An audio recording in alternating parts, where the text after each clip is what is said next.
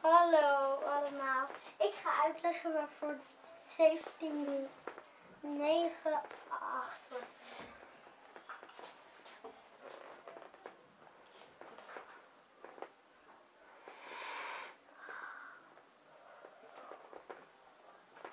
Zo. En weet je hoe dat komt? Nee, hè? Nou, kijk. Je haalt deze er zo af. En dan is het eigenlijk 1 plus, want eigenlijk heb je te veel eraf gehaald. En is het 1 plus 7 en dat is 8.